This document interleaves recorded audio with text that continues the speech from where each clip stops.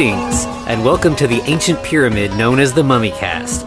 I'm cursed paleontologist Anthony Bowman. My pronouns are he, him, and I'm joined as always by... The undead revenant, that is Eric Velazquez. My pronouns are also he, him. Yeah, so, we're back with another episode. We've gone through a lot of the classic mummy movies. We're kind of getting into the deeper cuts here, and I'm really excited to finally get to talk about Bubba Ho-Tep. Bubba Ho-Tep! Hell yeah. We've been waiting for this one for a while, right? Yeah. I feel like it's for considering that, this is made by Don Coscarelli and starring Bruce Campbell. It doesn't feel and like Ozzie Davis. Yeah, it just doesn't seem like it's gotten enough recognition in the horror community. You have the guy behind the Phantasm series, and Bruce Campbell, the guy behind the Evil Dead series. Right. And this is definitely a lesser known thing in both of their catalogs. I think we should also say it's kind of starring Reggie fucking Bannister as well. just because I love the Phantasm movies that much. Yeah, he deserved to be the star of those movies. Absolutely, yeah. All right, so we ready to get into it? Yeah, let's do it. Oh, well, by the way, we didn't mention that this was actually based on a short story or a novella by Joe R. Lansdale, who has done many of the or just a few of the Batman the Animated Series cartoons episodes. Oh, interesting. As well as a few Superman animated episkind So yeah, that name rang a bell, but I didn't know from where. Yeah, he's also got a bunch of other books under his belt. He's always known for Texas. Texas is always a setting of his. So gotcha. Okay. Go figure, right? Yeah, that's definitely where we're going to spend all our time in this one as well. Absolutely. So let's get this party started. Yeah, so we start with just, kind of like the definitions to kind of set up the whole vibe of the movie. Right. First we get Ho-Tep, which nowadays, that means something slightly different in addition to what it meant. True, yes. Yeah, I mean, it's definitely tied to the, it's a relative or a descendant of one of the 17 Egyptian dynasties, / a family surname of Egyptian pharaohs. And so, of course, what you're referring to now, a lot of a certain sect of black activists who consider they're tying themselves to these dynasties and sort of the cultural cachet that Egypt carries and sort of the intellectual dynasty that, all the great things Egypt accomplished, and being a part of Africa. There's definitely this sort of and I think there's definitely disagreements in sort of the black community about where these people stand. Obviously not for us to dig into that too far, but you will definitely hear the term Ho-Tep used, I think mostly pejoratively. I don't know if so we have that, and then contrasting that we have Bubba. Which I think that just says it all, right? Bubba. We know where that's from. Yeah. And from there we go into a pretty classic thing that we see a lot in these mummy movies, old style newsreel footage of a mummy that has been recovered from a dig site and is now getting ready to be sort of put on a museum tour around America, so that all us Americans who don't get around the world can experience the culture of Egypt. I think and we're not British and just stole it immediately. We had to steal from the British, probably. Yeah, so and I think some of the footage may be of King Tut, but it's the actual footage they're using. But this mummy is not supposed to be King Tut. We'll find a little bit more about him as we go. Exactly. Yeah. So we're gonna go ahead and we're going to go into some 50s music that's kind of twangy, and it's going to tell us that this is taking place in Mud Creek, Texas. As I turn off my phone. Yes, Mud Creek, Texas, present day. So the present day of 2001. Right. Yes. And so we're outside of this sort of rundown looking building, and then as the camera cuts to inside, and it's just kind of touring these hallways, and it's pretty clear that this is a nursing home. I think I think it specifically calls itself an assisted living community. Convalescent home. Okay. I feel that's the nice way. Yeah. There's a lot of these different terms, and I think probably within the world of these places, they mean slightly different things. But I think for the layman, nursing home, rest home, these all mean kind of the same thing. Same thing. Yeah.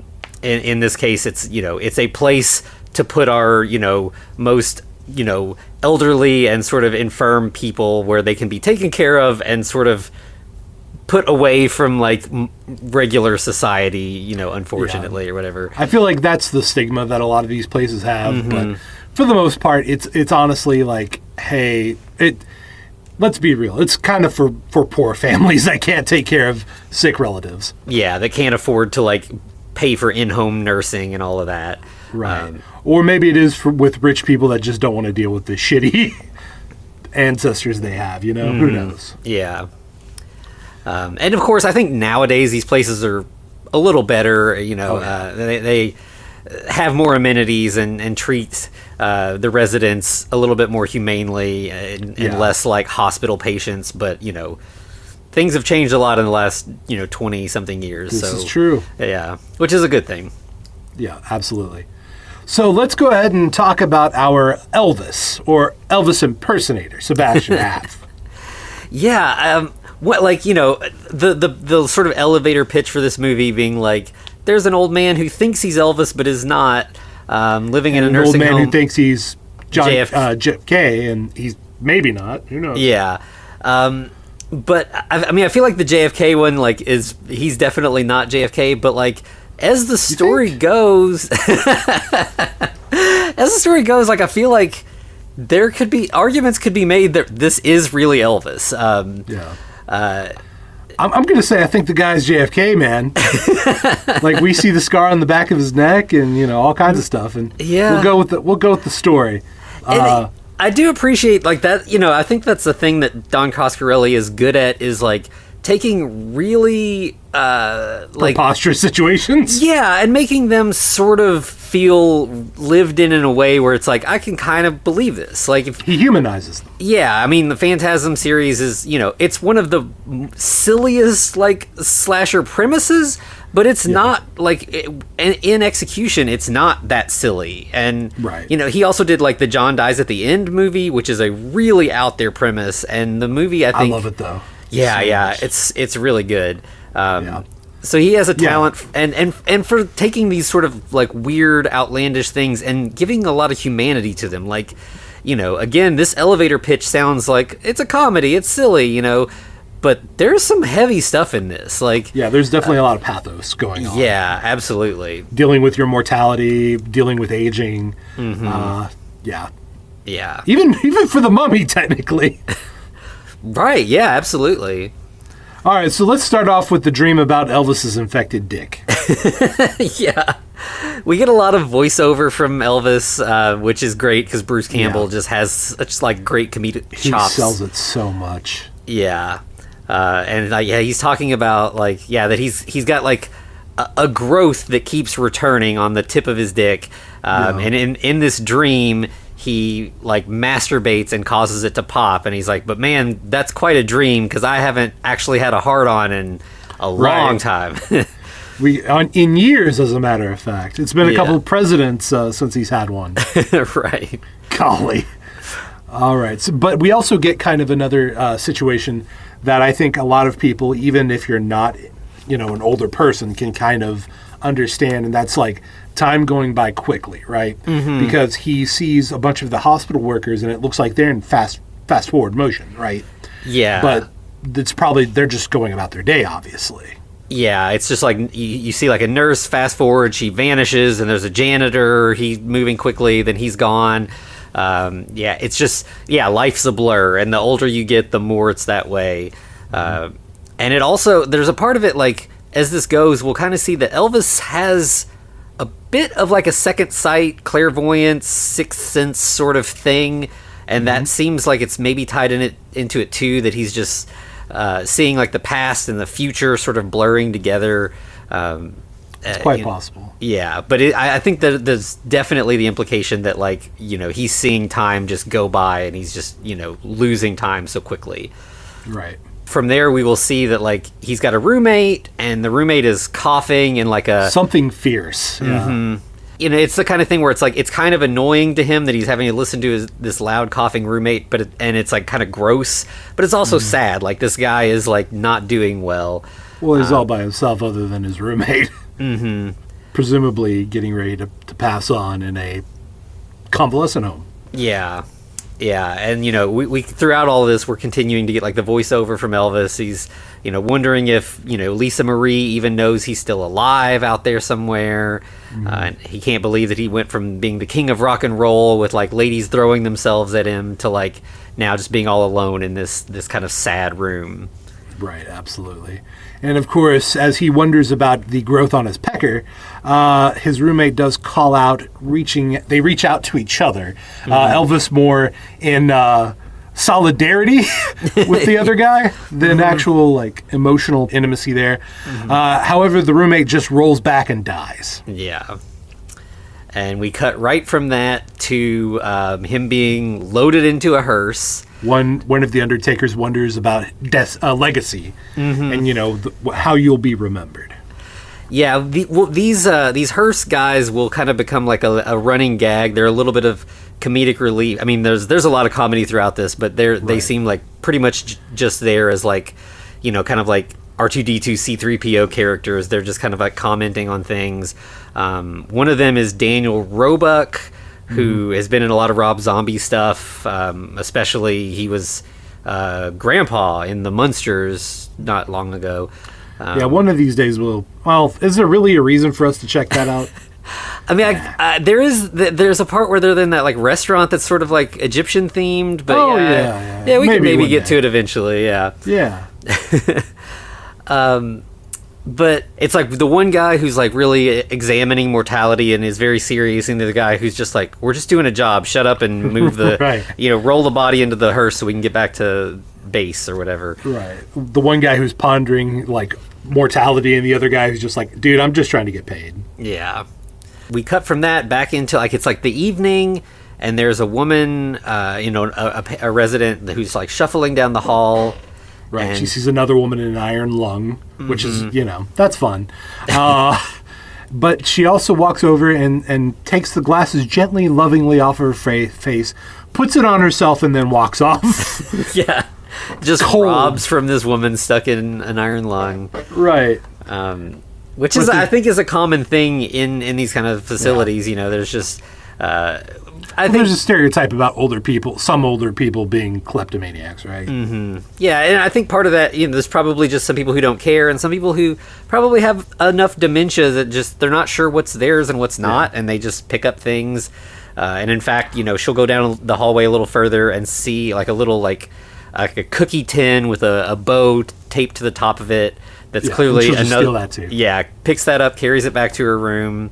Yeah, I feel like that's the reason why what's going to happen to her happens to her is because, like you were saying, if you have dementia, you know, this could be my thing, and you just take it with you. But I think with this lady, it's showing malicious intent. Yeah, and, you know, as in every horror movie, you know, people have to be punished. So the next scene is her sitting in bed, enjoying the chocolates. Yeah, eating the snacks out of the tin. She hears a skittering sound, and then sees a very large beetle crawling around the room. Wait, I thought that was just a really big cockroach. Yeah, I think several people will refer to it as a cockroach, but of course, you know... That's a scarab. Yeah, we know this is a scarab. And she, like, ends up getting out of bed. She has a cane. She starts, like, trying to, like, crush the scarab with the cane. And then we get like a flash where she sees this like mysterious figure in the corner. He's kind of shadowed. We don't really get a good look at him right now. And then it just cuts away. So we know she's definitely gotten attacked by this mysterious guy. Right. Well, apparently it was a fatal attack because Elvis then sees her being rolled down the hallway. Or pulled through the hall. No, she gets pulled down the hall, I'm sorry, and then she grabs onto the door frame and says, "Help me!" Yeah. Which that's got to be scary. Yeah, and like this is all, Elvis is seeing this as like a vision. He's not like actually seeing her go by his room or anything. So this is where we really see that he's going to have these sort of premonitions that are going to kind of guide his movement throughout the movie. Right. He again sees more like fast forwarding of like nurses and janitors and stuff. So time is very fluid for him. Then we get our friends, the Undertakers. One guy asks, the introspective one, asks the other, hey, do you think we could, and the other guy cuts him off, is like, dude, don't get weepy on me. Don't get weepy and introspective. I'm not here for that. And he's like, no, we just need to use deodorant. She's really fresh. Like, right, yeah. And then back in Elvis's room, he kind of like comes to and sees there's a very attractive young woman who is digging through his, now dead roommate's desk.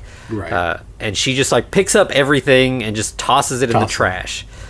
I understand one what she's coming from, because I've been through something like that where it's like, I don't necessarily have time, but also this is not stuff that I necessarily want to remember. It could be, traumatizing. I can't say that that's the case for her, but also, you got to be quick about it. You got to get what you need. However, she also throws out just everything. She doesn't keep any one thing. Yeah, it's like old photos, his purple heart. Like, these are things that should should keep that. Mm-hmm. And yeah, I mean, this is definitely a part of like the just sort of banal aftershocks of death, is that like, you want to keep keepsakes to remember these people you care about, but you can't keep everything.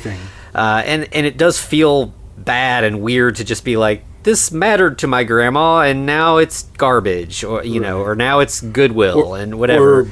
Or also maybe you feel like you're stealing from your ancestor, whoever passed on as well. Yeah, that's yeah. Another thing. It's just there's no like good feeling about it. It's rough.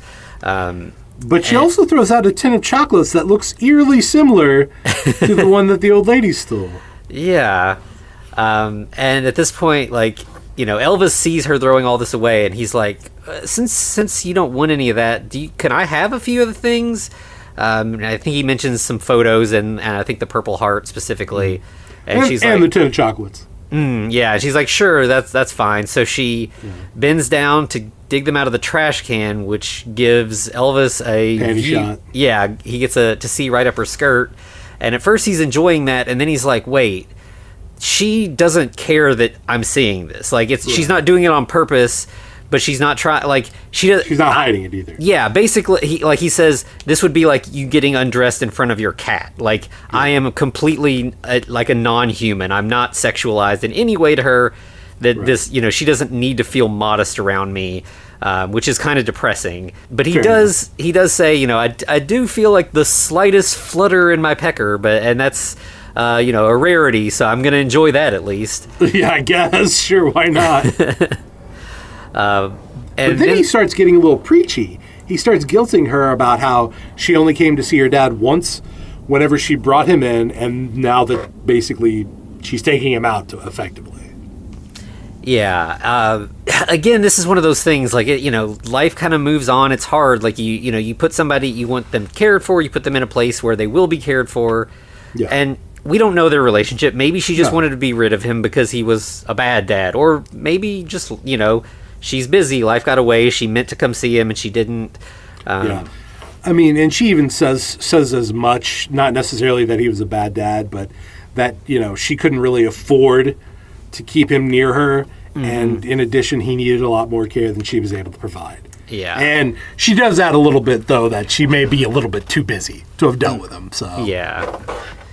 Yeah, and I think this movie is, like, I think it is really fair to everyone. Like, you could go the route of, like, she's awful for not doing this, or that he deserved it because he's awful, but it's kind of in the middle, maybe she could have made more time, but also maybe she didn't have it. And, society, capitalism, it is hard to get that time off to go to visiting hours, and, it is.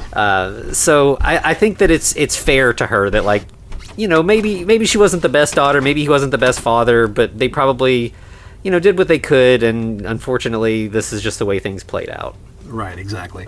Well, and this is also when the nurse comes in, and we learn that this is not Elvis, this is Sebastian Haff, as I mentioned earlier. Mm-hmm. Haff. Yeah, and he's like, I'm not in hiding anymore. You don't have to call me that. I told you, call me Mr. Presley or Elvis. And the nurse kind of like, she's like, okay, fine, I'll call you Elvis, just sort of mocking him. But she explains he's an Elvis impersonator. That's who Sebastian Haff was. And he's like, no, I was Elvis impersonating Sebastian Haff, impersonating Elvis. Yeah. Yeah, and then we get like a flashback where we see this all play out, and it's really great. They use Bruce Campbell for both Elvis and Sebastian, and so the idea here is that at some point Elvis got kind of overwhelmed with the fame. He wanted to kind of like, have some time. Yeah. So he found the best Elvis impersonator around, went and talked to him, and they did like the Prince and the Pauper thing. And Sebastian Haff just like took over as Elvis, but then he died as Elvis, and so now because he loved drugs way more than Elvis did. Right. So now Elvis is kind of stuck living the rest of his life as Sebastian Haff. Oh no. Well, it's not only that, it's also that he lost the papers that explained that he was Elvis instead of Sebastian Haff in a barbecue accident. He like drops like a whole can of lighter fluid next to a grill and like blows up like half a trailer park. Yeah, that's pretty amazing. And he even comments, he's like, wow, that went up really fast. And then I think that takes us back to the present, where like the nurse and the daughter are kind of like, they're teaming up to kind of poke fun at him, and both leave. And he's like, well, they think I'm useless or oddly amusing. So once again, going back to the whole no threat, an old doddering man just saying shit, basically. Mm-hmm.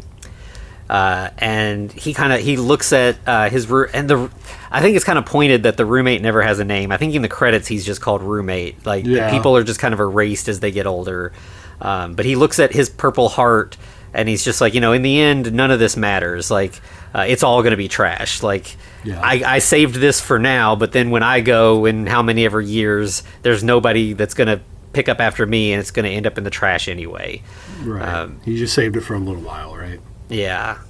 And we cut from that to Elvis talking to his only friend who actually believes him. But himself he's like... to be John F. Kennedy. Yeah, so and he's like, he's a bit of a crackpot. It's kind of a funny thing where like it seems like right. The Elvis impersonator who thinks he's actually Elvis is calling the guy, the black guy who thinks he's John F. Kennedy, crazy, right? Yeah. But I mean, he has a sound. He has an amazing story. So apparently, whenever he was shot, they took out some of his brain. Placed it in a jar in Washington, D.C., dyed him black, and filled the rest of his head with sand. Yeah. And a bag of sand. And then Elvis is like, but you're black. JFK wasn't black. And he's like, that's how good the conspiracy is. They dyed my skin so that no one would be able to find me anymore. And yeah, Elvis is kind of like, oh, okay, sure. Yeah. And then we cut to another flashback of our Elvis here pretending to be Sebastian Haff. Pretending to be Elvis. Yeah, so he's like performing as an Elvis impersonator, doing like the classic late period Elvis like karate kicks and stuff. And he has like his hip goes out and he falls off the stage. And then this is, of course, he's injured. He goes into a coma, and this is where he ends up waking up in this yeah. And then I think we cut back to the present. Elvis is like in bed, and he gets up because I think he has to go to the bathroom, and he's like, right. I do like how he checks the bedpans. Like, did I use it? No. Okay. Screw that. Yeah. So he's got a walker. He starts like shuffling down the hallway. He turns on the heater as he goes, though. Mm-hmm. That is an important plot point later. Yeah, and he sees the cookie tin, and it's laying on the floor upside down. Mm-hmm. So he picks it up, and underneath it is another of our scarabs. Yeah. And it springs to life, just springs at him. He just falls over and barely dodges it. And we get a little bit of an Evil Dead scene with the scarab where it's climbing up the walls like his hand. Yeah. In Evil Dead. Yeah, I mean, it's this is why you get Bruce Campbell. Like it's, it's a very animated kind of slapstick fight. He's probably just like playing with a plastic bug for a good portion of it, just like making it do stuff. Like having a great time. Yeah. And eventually, he ends up catching it underneath a bedpan, but then he realizes like he doesn't know what to do, so he. Right. Well, he also thinks, oh wait, maybe I missed it. And this is another like Evil Dead bit where the scarab is hiding in the bedpan. Yeah, he like picks it up and he looks inside, and of course then it launches out and attacks him again, and they end up rolling around on the floor. At some point, he manages to get like a fork that's like fallen off of his dinner tray. He stabs it with a fork, and then, like you said, he had turned on the heater that it's laying on the floor now as well. It's like a heat lamp kind of thing. And he cooks the scarab. He cooks it. Yep, burns it up. I think he almost electrocutes himself as well, but that seems a little silly. But yeah, the man said about a guy shoving his scarab into a heater. And so then we see him like roaming around the halls. This is like late night, and he's just like calling for help, and no one's around. And of course, that's the whole point of these homes, is even in after hours there should be somebody. Yeah, some kind of nursing staff, after hours people, but he can't find anyone. And he's like, there's, I don't know what's going on, but there's these giant bugs. You all need to take care of this. Well, one thing we didn't note was that the inside of this convalescent home is basically built like a maze. Like, as opposed to modern nursing homes that I've been in and out of, or have seen, they look more like you have the central nurse desk where everyone can kind of see everybody else. And this, once again, this is 20 years removed, but I still feel like even at the time they had something slightly better than, hey, screaming down the hall, maybe somebody will come get you, or maybe they won't. Yeah, there's a little bit here that kind of reminds me of like The Shining, because it's just like all the halls look the same. It probably is literally one hall that they just slightly redress over and over again, right, to make it be a different part of the hospital. But it would be so easy to get lost in this because it all just looks the same. Right. So he goes to see his friend Jack. And as he enters his room, he sees pictures of Jackie Kennedy, Jack Ruby, Lee Harvey Oswald, a few other people, a few other notables. And like little dioramas of like Dealey Plaza and a little toy car of the limo with depository. Yeah. Yeah. So clearly, Jack is like really trying to figure out what exactly happened to him, and he's like working it all out. He's a JFK conspiracy nut, basically, for his own conspiracy. Yeah. Well, and we also see that Jack has fallen over, like he's turned over. So obviously Elvis is like, oh no, something's happened to Jack here. He turns him over, or tries to turn him over. He checks the back of his neck. That's where he sees the scar, and that's it's like maybe he is the real John F. Kennedy. Yeah. And he's like, Jack, what are you doing? You're on the floor. And he's like, this big giant bug attacked me, and it was so ugly. Like at first I thought it was maybe LBJ had sent it to finish me off, but it's so ugly. I think it might have been LBJ. He might have been in disguise as a giant bug. Right. And Elvis is like, yeah, could be. Well, he says, no, well, Lyndon Johnson's dead, man. He's like, that. You don't think a little thing like that will stop him, do you? Right. Yeah. Yeah.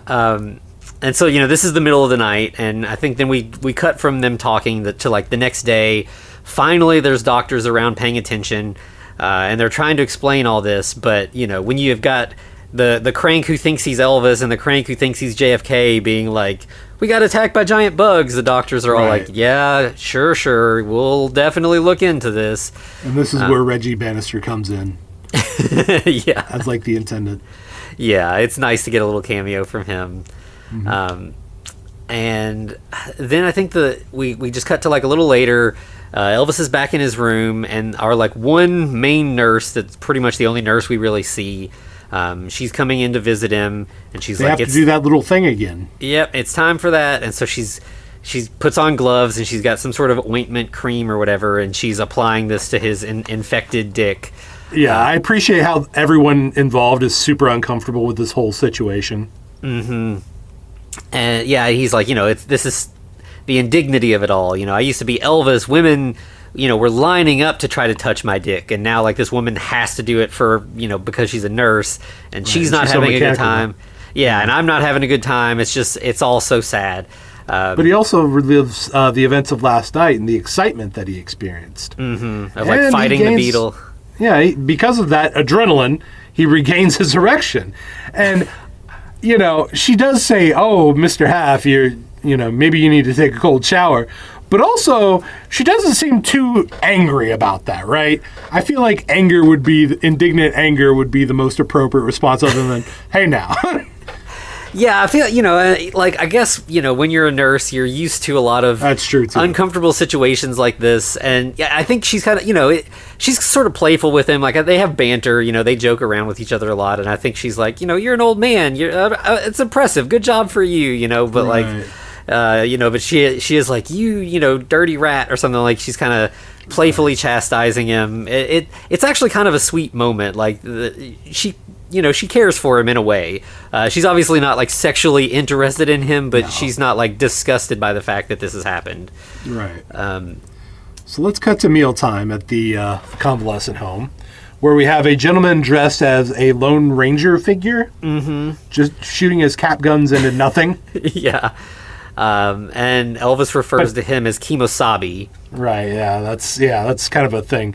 But he's the guy is also talking about an ambush under the bridge. He's just mentioning that kind of offhandedly. Yeah, and then I think it's like after dinner a little later, Elvis is back in bed. It's night. He has like a vision of like a woman silhouetted in the doorway. It seems like a sexy thing is about to happen, but suddenly he's just shaken awake, and it's Jack there with him, and he's like, "There's more of the bugs are loose in the facility." Like, right, I think Lyndon Johnson just walked past the door. Yeah, and he's like, so the bugs he sent them. It's it's some kind of assassin group that's after us, and I need your help. And at first, Elvis is kind of like, I don't know if I really want to get involved. But eventually, he's like, all right, yeah, let's do it. And Jack's like, well, but first, I need some assurances to know that I can trust you. So, promise me you had nothing to do with Dallas. You didn't know Lee Harvey Oswald or Jack Ruby. And Elvis is like, yeah, of course, I had nothing to do with any of that. And they decide to set to work. They go out in the hallways and start investigating, and they're this sort of like a buddy cop duo sort of thing. Right. Well, Jack actually found some hieroglyphics in the bathroom stall that he wants to take Elvis to. Yeah, so it's classic Egyptian hieroglyphics, but they've like written on the bathroom stall the way that someone would write like obscene stuff or whatever. Right. And we learned that Jack apparently can read ancient Egyptian hieroglyphs. He says he wrote it down and took it to his room. I don't know where you would look up the translation back in 2001. I don't think the internet would have had as much stuff available at that point. But maybe he had the right dictionary or Encyclopedia Britannica or something like that. But apparently it's something about Cleopatra doing the nasty. Yeah, I think it says Pharaoh gobbles donkey dicks and Cleopatra does the nasty or something. So it's normal bathroom wall stuff, but just written in hieroglyphics. Slightly classier because they're hieroglyphics. Yeah. And he also, Jack says he went to the bathroom and he just happened upon this. But while he was in there, one of the scarabs jumped up and attacked him, and it tried to suck his soul out of his asshole. That's all. Yeah, because see, as everyone knows, your soul can leave literally any orifice of your body. So the asshole was clearly the most opportune spot for the scarab to suck it from. Yeah. And he's like, I'll show you. There's a soul sucker. It's a whole thing. I'll show it to you later. Yeah. But we cut from them to the nurse, who is outside having a smoke break. And she looks off in the distance. There's a gardener shed, greenhouse kind of building. And there's weird flashes of light inside there. And she's kind of looking like there shouldn't be anything going on in there. Right. It's a scary movie, though, so she's got to investigate. Mm-hmm. Or try to. But before she can, she gets a jump scare, and it's a doctor who has snuck up behind her. Yeah. Reggie Bannister's back. Yeah, and he's like, hey, we need you back inside. There's a patient that... doesn't he say he needs an enema or something like that? Mrs. Finkelstein needs an enema. Mm-hmm. And she's like, okay, fine. Let me finish my smoke real quick, and I'll be right in. Right. And so while she's finishing those last couple drags, we get a classic sort of Evil Dead, POV camera shot that's like tinted blue. This Watching seems to be her. like a scarab like crawling towards her. But, before it gets to her, she turns around and goes inside. Right, and then the shed door swings open. We see the mummy's boots as he's stepping out, but we also see two bodies. Mm-hmm. So he's gotten two people tonight. Yep. And yeah, so he's got like classic, like just, Texas cowboy boots on. Right. And then we cut back to inside where JFK is flipping through this book called The Everyday Man or Woman's Book of the Soul. He flips to this chapter about the soul sucker and sets it down in front of Elvis, and Elvis is looking at it, and basically, it needs to feed on souls to survive, and the healthier and more robust, and I think large is the term they use, like the bigger the soul, the more nourishing it'll be. But because they could use small souls, to just kind of like limp along. So that's what's going on here. Is a small soul is an old, shriveled up, nearly dead soul. So the soul sucker is having to eat a lot more. That's why people keep dying so quickly here at the nursing home. Right, but anyway, Elvis, do you want a ding dong, a chocolate ding dong, but not Jack's chocolate ding dong? Yeah, he's like, not my ding dong, like, a chocolate one. Oh, I guess mine's chocolate now too. Now that I've been dyed, no, I've got a big stash of snacks, and he pulls it out, and I think Elvis ends up getting some kind of candy bar instead of a ding dong. Baby Ruth, yeah. Okay, and they're like, well, we gotta do something. Like the soul sucker has sort of like an endless buffet here of like weak victims that can't fight back, and they're gonna keep shuffling new people in to replace the ones that die off. So this is important that we get on it. And they're like, but if he's a soul, why was he in the bathroom in the first place? Do soul suckers shit? And Jack's soul residue. Yeah. And they're like, man, what an indignity to the last thing that your soul does is get shit out into a nursing home toilet. Right. You don't even get to go to heaven or hell or anywhere in between. You just get digested effectively. Yeah. And Elvis is like, we got to do something. So he goes outside, and Jack's kind of like, nice knowing you, Elvis. Like, he assumes he's going to die. Well, in between there, though, we also cut to the gentleman known as Kimosabi, who gets up, or wakes up, sees the mummy eating another old person, pulls out his cap guns, and just fires away at him. Right, yeah. Yeah, that's when Elvis comes out, and Jack's like, you go do your own thing, man. Right. So then Elvis does see the mummy walking down the hall. We now get a little better look at him. He does have the Texas cowboy boots and also a cowboy hat. And he looks like an actual mummy, like ones you would see in a museum. Yeah, not our classic heavily bandaged toilet paper mummies. This is a more decayed, shriveled up. Yeah, exactly. Then he kind of has another vision where he sees the past. It's a lot of quick cuts. It's kind of hard to exactly interpret it, but it seems that the soul sucker was at one time a person who was mummified, and his sarcophagus then was later recovered and put on a bus and was being transported, and then the bus crashed. Interesting. Yeah. But we also get to see Elvis's friend walk out with his cap guns, still firing at the mummy, and just keep saying, asshole, asshole, asshole. And then after a moment, though, he clutches his chest, presumably having a heart attack, falls down, and passes away. Yeah, and so then it's a little bit later, nurses are rushing out. They're trying to save the Lone Ranger, and Elvis and JFK are just kind of standing there in a daze, sort of looking on. Right. This is when Reggie Bannister. Wow. Anyway, Reggie comes up and berates them for basically being around the same place, wondering why do you guys keep showing up when everybody's dying. And we also get Elvis saying he's walking around like some kind of Bubba Ho-Tep. Oh no, name drop. Yeah. And Elvis is also, he's glad that the Lone Ranger died of a heart attack, so he got to keep his soul. His soul went to wherever it's supposed to go instead of getting sucked up by the mummy. And shit out. Yeah. So then we get, like, the next day, we again get our hearse guys, and they're carrying out the ranger to the hearse. But we get more of a comedy bit here. Yeah, they actually drop his body, and it's like a Three Stooges bit kind of thing, as they're trying to, like, pick him back up and get him into the hearse and everything. We see a little later, Elvis is sitting outside. He, like, picks some flowers and is, like, smelling them. Now, I feel like he's literally taking time to smell the roses, as we keep saying, he's getting older. He's seeing time pass rapidly and in strange ways, and now he's seeing a lot of people that he knows and cares about die even sooner than they should have otherwise. Right. So, I think this is definitely a metaphorical, taking a moment to appreciate the life that he does still have. Right.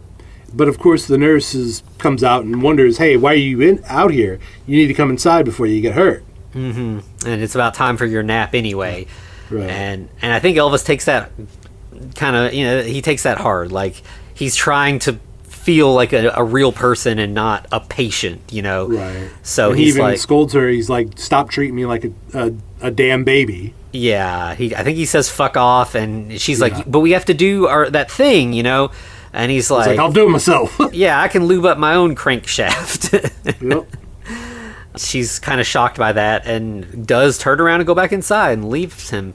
And he kind of goes for a walk, gets to sort of like a hill, and he's trying to, like, go down this kind of steep hill in his walker. But he is an older person with a walker. Yeah, and this is another comedy bit that's just great with Bruce Campbell, because, like, it seems like he's going to fall and roll down the hill, but he manages not to. He gets all the way to the bottom without taking a tumble. And when he at the bottom, there's a river, and he like makes the connection that this is where the bus went in. Right, and even makes a further connection when he sees the bus plate in the river, right by the riverbank. Yeah. And he's like, I wonder how this all happened. And we get some more kind of flashes that are quick cuts that are hard to kind of interpret. But we see the crash sort of take place, the bus going off a bridge. And then the next thing we see, Elvis just kind of coming back to his room, and he's disheveled exhausted. and dirty. Yeah, we don't see him go back up the hill, but that had to be equally difficult. More than likely on his hands and knees crawling up the hill. But he decides this is the time I need to check my pecker. So he does so. And, he's like, I bet this is actually cancer and the doctors are hiding it from me. I probably don't have much time left. Right. He starts, putting the cream on and just like lays back in bed to watch some TV and stumbles upon a movie marathon of old Elvis movies. And where he kind of realizes that, he wonders if he ever really had any pride to begin with because of how goofy these movies were. Mm-hmm. And maybe I should have fired, Colonel Tom is his name? Colonel Parker, Tom Parker. Because I feel like he puts them on and he's like, oh, I'm going to relive my glory days. And then he's like, oh, I've made bad decisions my whole life. Right. I trusted him. I didn't treat Priscilla very well. I didn't treat my own daughter, Lisa Marie, very well. Maybe I would. What they would think. Yeah, where would they think of me now, and where would I be with them if I had been a better version of myself? Right. That's when Jack comes in, revealing that the lady known as his niece, I feel like regardless, that's his niece, but sure, why not, took him downtown to do some more research. So he went to the Free Public Library. Yeah, and he found out that several years ago there was a lesser-known mummy that was on a tour of the U.S., going to different museums, and it was in Texas. It went missing one day. And stolen by two guys in a silver bus. Yeah, police suspected that, that they were going to try to ransom it, but then they just never did. It seems that... it was a hell of a storm came up. And yeah. So they kind of like confer with like what Elvis now knows and what Jack was able to research, and it seems like there was a tornado that caused the bus to crash. And listen, if you've listened to this podcast, you know that mummies equal storms of some variety. They always create them. Yeah. And so, it definitely feels like this is a case where the mummy orchestrated the storm as a way to escape. And now that it's on the loose, it's feeding on souls, it's getting more powerful. Again, we see this often where the mummy, keeps absorbing life force until it turns into, just a reincarnated Egyptian person, no longer mummified. So that's definitely the path we're headed towards here. Exactly. And at this point, I think basically the plan is to go to sleep now, and then we'll fight the mummy later tonight. Basically, it's the middle of the day. They said they figure it's a nocturnal creature, so they need to be wide awake when it starts doing its thing. Yeah, and they can't trust that anybody else is going to help here. No one's going to believe them, so it has to be them. Right, and I love how Jack just goes down the hall, and Elvis he's like, I'm going to be a hero. And he gives Jack a call and is like, all right, I forget exactly what the line he uses, but it's basically, let's do this, Jack. He says, ask not what your rest home can do for you. Yeah, ask what you could do for your rest home. And Jack's like, hey, that's my line. Yeah, stop steal my good stuff. Yeah, and he's like, all right, well, then let me use one of mine. Let's take care of business. Yeah. By the way, I do love how Jack has a red phone. Yes, it's so good. Yeah. It's a really subtle little touch there, but yeah, it's really nice. And so then we see Elvis and Jack gearing up for battle. They're, getting supplies, which include we've got 2 bottles of rubbing alcohol, a sprayer, a lighter, our uniforms, which is, Elvis's jumpsuit and a really nice suit for Jack. Mm-hmm. Some scissors and an oiled up wheelchair. Yeah. And then we get like the classic like hero moment you get in like every action movie of the heroes moving in slow motion towards their goal. But here it's, Jack in his wheelchair and Elvis in his like, white walker. Vegas jumpsuit with a walker moving in slow motion. And it's like they were already moving in slow motion, but we're still going to kick on the like movie slow-mo on top of that. Exactly. And when they like get to where they're like, there's like a moment where they regroup and they're like, they talk about that, they both had to leave their loved ones behind when they needed them most, because of their strange circumstances, Jack's death and Elvis's, sort of disappearance or whatever. And Elvis has an idea. He stole like one of those weed killer spray bottle things from the gardener, and he's filling it with gas. He's going to make it into like a flamethrower. Well, alcohol. Rubbing alcohol. Yeah. I guess gas would be a little bit more dangerous there.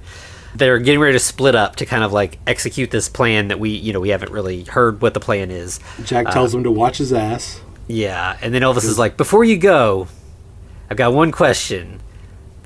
What's the deal with Marilyn? And Jack's like, what do you mean? Classified. And he's like, yeah, Marilyn Monroe. How was she? And he's like, yeah. At first he seems like he's like offended, and he's like, how dare you? Kind of. He's like, that's classified information. And then he's like, but between you and me, wow. Fair enough. Yeah. So at that point, they do split up. It seems kind of like Jack's the bait. He kind of rolls into the clearing in his wheelchair, while Elvis is kind of like hidden behind some trees. We get to see the mummy do its slow walk. Mm-hmm. It comes out of the shadows, and it kind of has like a thing where it flickers and like disappears and then reappears, having moved like closer, which is really ominous. Like it looks really cool. Yeah. And then, while all that's going on, Elvis is, preparing the flamethrower, and he looks over and sees Jack has fallen asleep in his wheelchair. Oh no, this is not according to plan. Wake up, Jack. Yeah. Elvis is kind of hiding behind the tree and sort of trying to peek around the tree, but he doesn't see that the mummy is on the other side of the tree also peeking around. It's almost like a Scooby-Doo bit. Yeah, it's a surprise attack, right? An ambush. Mm-hmm. Yeah. So they end up fighting. Elvis is doing like his karate moves again. Throws out his hip a little bit. Yeah, and the mummy seems kind of confused, like, what is this? This is not what I was expecting out of this encounter. And in the meantime, their fight has woken up Jack, who is now... he's going to try and ambush the mummy. But the mummy, like, sees him and then vanishes behind a tree and then appears, like, right next to Jack and, like, knocks him out of the wheelchair. Right. So then, like, the mummy is on top of Jack, like, trying to suck out his soul. The wheelchair's still going, though. Yeah, and it goes right towards Elvis. Yeah. So Elvis jumps into the wheelchair, does, like, a U-turn. I wouldn't say he jumps. It more like turns and falls into the wheelchair. Yeah. It's all, like, very much like parodies of an action movie. But, this is like...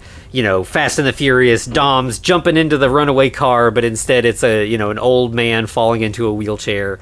Right. He does a U-turn, starts flying back in, wheelchair speed, which is not that fast. No, not at all. And he gets to the mummy, and it's like leaning over Jack's face.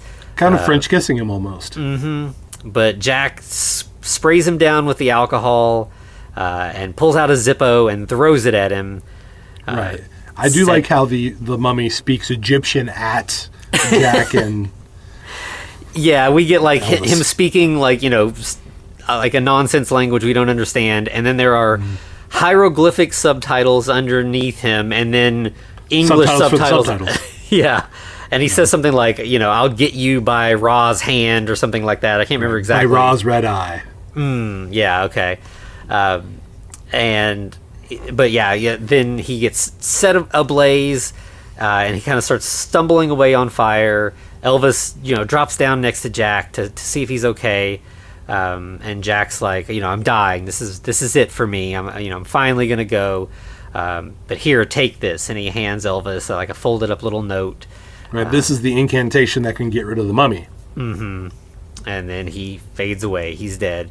And I guess he's going to half be shit later on. Right. And then, Elvis is like, I promise to take care of business. And he salutes the dead president and stands up, starts approaching the mummy, reading the incantation, which is like just the silliest. It's a really bad rhyme. Yeah, it's like a poem that like barely rhymes. It seems like something a kid would write to be serious, but it's just goofy. Yeah. He's like, well, this is shit. I'm going to kick your ass. Yeah, this is definitely not going to work. And then he gets close to the mummy, who is like collapsed, after burning up or whatever. But then he, sits up, Michael Myers style. He's not that burnt. He's okay. Right. But of course, this is a trash-talking mummy. So he also, in the hieroglyphics, tells Elvis to eat the dick of Anubis. Yeah. And he calls him an asswipe. Oh, yeah. And Elvis is still in the wheelchair. He crashes into the mummy, and they go rolling down that hill that they were on earlier. Right. Now, one thing that you'll notice is during the rolling down with the mummy and Elvis, you hear a slash, like maybe something ripped. And that is, unfortunately, going to be very important here in a moment. Yeah. And so, when they kind of like stop at the bottom, Elvis looks at he's got a wound in his side that is like, bleeding and open. The mummy grabs a club and just starts beating him. Yeah. For a second, when like I saw like specifically where the cut is, I was like, are they going to get like biblical with us on here? The classic like Jesus's side at the crucifixion. They never really go too far into that, but I feel like with Elvis being the king, it's easy to kind of make that parallel. Fair enough. Yeah. And then, we like you said, the mummy attacks him. They just kind of tussle a little bit. It looks like the mummy's got him, but then he still has the sprayer. The sprayer. He sprays the mummy down again with more gas, and lights him up. Yeah, and it's like Elvis is like kind of like blacking out. He's like, if I go unconscious, it's over. Like my soul's gone. I'm gonna end up shit in the toilet. Yeah, and then he'll just run through everyone else at the home. Like, I'm this place's last hope. So he manages to get the lighter going. sets the mummy on fire again. And the mummy, this time, I guess he's more soaked or whatever, but this time it's really hurting him. He's screaming in agony. Yeah. He even, and we know the mummy's dead because it's fallen into pieces in the river. Yeah. It collapses in the river, and it's like he's so soaked in alcohol that he's still on fire, even though he's like in the water. Right. And Elvis is just laying there in pain on the side of the river, kind of bleeding out. And he's like, well, it looks like this is the end for me, but at least I still have my soul. Yeah, and I've saved the others of the souls of everyone else at that nursing home. Yeah, and then, this is goofy. This is actually goofy. I guess the universe, or like, who is it riding in the sky? Yeah. I don't know if it's supposed to be the universe telling him everything's okay, or if it's like just one of those things where as he's dying, his own subconscious is reassuring him or whatever. But yeah, he looks up at the stars, and the stars like rearrange and spell out hieroglyphics in like a constellation form, and then we get subtitles. Yeah, all is well. And honestly, it went out. We close on the only way this could go out, and that's Elvis saying, "Thank you very much." Yeah, and then he just kind of fades away, and then we go to credits. And I was like, this movie came out in 2001. There's probably nothing at the end of the credits, but I went ahead and stuck around. Did you stay to the end of the credits? You know what? This is the third or fourth time, and I haven't. No, I have not. So at the very, very end of the credits, we get like a James Bond kind of deal where it says, Elvis will return in Bubba Nosferatu, Curse of the She-Vampire. No, that's right. Yeah. And then like in tiny letters underneath it says starring Sebastian Haff. So kind of continuing to blur the line with like, is Elvis dead or is Elvis alive? Which one's really Elvis? Right. Which one's Sebastian? But yeah, we're getting almost a Abbott and Costello meet the mummy situation, right? Yeah. And yeah, it's just, like this movie is just, it's so impressive that like it takes this, and I've never read the short story. I don't know if you had time to read it. I have not. I'm going to remedy that here in a minute, but yeah. I'm definitely curious about it because, like we said at the beginning, like it's a very silly premise that could have been executed in a very silly comical way. It probably would have been a lot of fun. It would have been like a Sam Raimi type of movie, but Don Coscarelli, he does it differently. Like he's giving us a lot of emotional stuff to deal with. Thinking about mortality, thinking about aging and what that means, and how you matter less to society, and the things that matter to you matter less, and I know we've both lost, grandparents, people that we care about. Recently, my mom is moving and having to like downsize and is throwing all this stuff away. And I'm just seeing, all these things that mattered to her that she's just got to get rid of. And she's trying to give it to me and I can't take it. I don't have room. So just seeing all of these, it just really kind of makes you think about like the impermanence of everything. And like this movie's not afraid to really stare at that and let you kind of reckon with that, and then you'll have a dick joke right afterwards. So it's not gonna beat you up with emotion, but it's gonna you're gonna know it's there. Yeah, absolutely.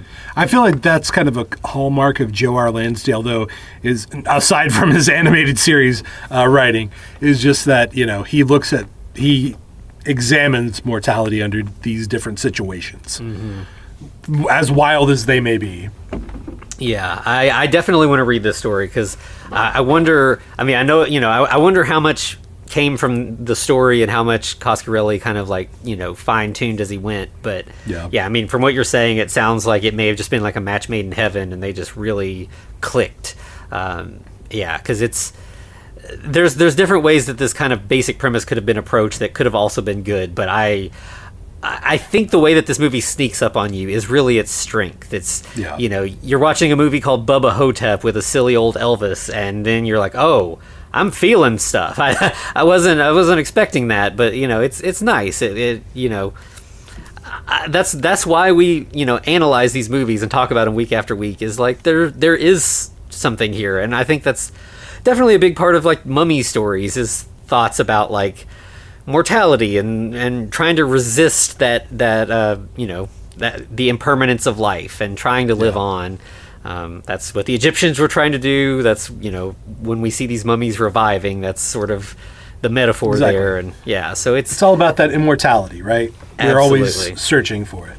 Yeah, and I guess that's common for a lot of monsters. You have that with vampires and Frankensteins and all the other things. Like, even werewolves have that in a lot of cases. Right. But there's something specifically about mummies here where that's built into the idea. That's people made mummies. They're not made up. They're not a fictional thing like a vampire. Right. And we did it because we wanted to be immortal. Yeah, exactly. That's why we inscribe the spells on the insides of the tombs and things like that. Yeah. So I this is one of those ones that, like, if you've somehow missed it, I wouldn't be surprised because, like we said, it kind of has flown under the radar, but it is definitely an unsung mummy movie that it is absolutely worth checking out. Absolutely. All right. Anything else we got to say about this? I think that's it on this one. All right, Anthony. Well, we've seen an old bag of bones. How about we check out a newer bag of bones, namely Bones, starring Snoop Dogg and Pam Grier next week. Yeah, this is another kind of deep cut. We like to do things that are sort of mummy adjacent from time to time. I think, some people might try to say this isn't a mummy movie, but join us next week and we will make the argument for why it is absolutely a mummy movie. Absolutely.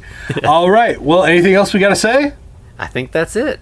All right. Well, that's a wrap.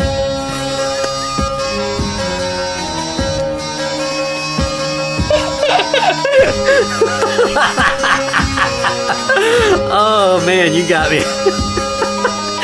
Oh, yeah, I wondered what you would do with that. You got me. I was not expecting that, but that's the exact right answer.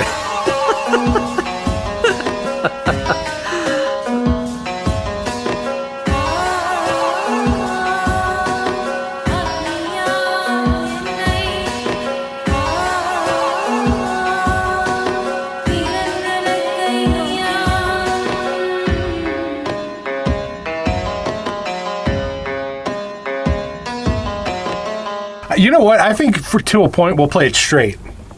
Yeah, that's kind of what I figured. It's just like, this is just an episode of a podcast that you've been listening to for a while, and it's about mummies, and we all know that that's the thing we do all the time, every week.